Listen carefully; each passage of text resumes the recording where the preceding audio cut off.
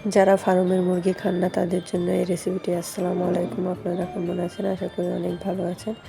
আল্লাহর রহমতে আমি অনেক ভালো আছি। আদরের রান্নাঘর থেকে একটা ফার্মের মুরগির গোশের রেসিপি নিয়ে চলে আসলাম। প্রথমে আমি গোশটাকে ধুয়ে হলুদ মরিচ লবণ দিয়ে আমি ভালো করে মেখে নিয়েছি। তারপরে আমি চুলায় কিছুটা তেল দিয়ে মুরগির গোশটাকে ভেজে নিব, অল্প পরিমাণের ভেজে নিব। তারপরে আলুটাকেও ভেজে নিব। অল্প পরিমাণে ভেজে নেব কেন, কারণ আমি পরে গোশটা রান্না করে নেব, এই কারণে অল্প পরিমাণে ভেজে নেব, কড়া করে ভেজে নেওয়ার দরকার নাই। তারপরে আমি তেলের ভিতরে 1 কাপের মতন পেঁয়াজ কুচি দিয়ে আমি আরও কিছু পরিমাণে তেল দিয়ে আমি পেঁয়াজটাকে বেস্তার মতন করে নিব। করে নেওয়া পেঁয়াজ বেস্তাটা হয়ে গেলে তারপরে আমি কিছুটা পেঁয়াজ বেস্তা উঠিয়ে নিব, কারণ আমি লাস্টে এই পেঁয়াজ বেস্তা আর কিছুটা জিরা দিয়ে আমি শিলপাটায় বেটে এটাকে ব্যবহার করব। যেহেতু আমি এই রান্নায় পেঁয়াজ বাটা ব্যবহার করছি না, এই কারণে আমি লাস্টে পেঁয়াজ বেস্তাটা ব্যবহার করব।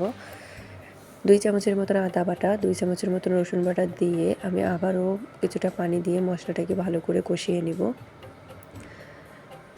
মশলাটাকে সুন্দর করে কষিয়ে নেওয়ার পরে আমি একটা পাত্রে 2 চা চামচ হলুদ, 2 চা চামচ মরিচ, 2 চা চামচ লবণ, 1 চা চামচ হলুদ গুঁড়ো, 1 চা চামচ জিরা গুঁড়া, 1 চা চামচ ধনে গুঁড়া দিয়ে আমি কিছুটা পানি দিয়ে এটাকে মিক্সড করে রেখেছিলাম।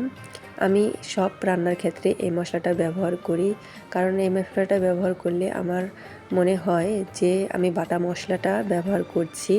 তারপরেও আবার মশলাটাও পুড়ে যায় না, পুড়ে যাওয়ার ভয় থাকে না। দেখেন সুন্দর করে আমার মশলাটা কষানো হয়ে গেছে। এই পর্যায়ে আমি ভেজে রাখা আলু, ভেজে রাখা মুরগির গোশগুলো দিয়ে ভালো করে কষিয়ে নেব। যে কোনো তরকারি রান্নার ক্ষেত্রে মশলাটা যত কষাবেন, সবজিটা যত কষাবেন, তরকারিটা যত কষাবেন, ততই আপনি তরকারির টেস্টটা বেড়ে যায়। আশা করি বুঝতে পেরেছেন। সুন্দর করে কষিয়ে নেওয়ার পরে আমি এখানে 3 কাপের মতন পানি ব্যবহার করব।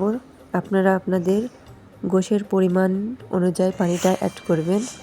সুন্দর করে পানিটা ব্যবহার করার পরে আমি ভালো করে 8-10 মিনিট রান্না করে নেব। আমি মাঝে ঢাকনাটা উঠিয়ে নাড়িয়ে চাড়িয়ে সুন্দর করে রান্না করে নিচ্ছি। দেখেন তরকারিটা আমার কমপ্লিট। আমি এই ক্ষেত্রে যে পেঁয়াজ বেস্তাটা উঠিয়ে রেখেছিলাম, সেই পেঁয়াজ বেস্তার সাথে আমি কিছুটা জিরে দিয়ে আমি একটা মশলা তৈরি করে নিয়েছি। এই মশলাটা আমি এই পর্যায়ে দিয়ে দিব। এই মশলাটা মাছের তরকারিতে অথবা মুরগির গোশেও ব্যবহার করলে অনেক মজা লাগে। আপনারা এই মশলাটা দিয়ে একবার রান্না করে ট্রাই করতে পারেন, আশা করি আপনাদের কাছে অনেক ভালো লাগবে। এই মশলাটা দিয়ে আমি কিছুক্ষণ নেড়েচেড়ে রান্না করে নেব। তারপরে আমি গরম মশলার গুঁড়াটা ব্যবহার করব। আমি হোমমেড গরম মশলার গুঁড়াটা ব্যবহার করছি। আমি এটা নিজে হাতেই বানিয়েছি। আপনারা যদি এই রেসিপিটি দেখতে চান তাহলে ইনবক্সে আমাকে জানাবেন, তাহলে আমি এই রেসিপিটাও আপনাদের সাথে শেয়ার করব।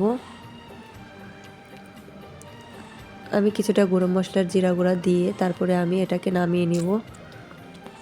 এটা পরোটা বা রুটি বা ভাতের সাথে খেতেও অনেক ভালো লাগে। যদি আমার রেসিপিটা ভালো লেগে থাকে তাহলে একটা লাইক, কমেন্ট, সাবস্ক্রাইব করে আমার পাশেই থাকবেন। আশা করি সবাই ভালো থাকবেন। আল্লাহ হাফেজ।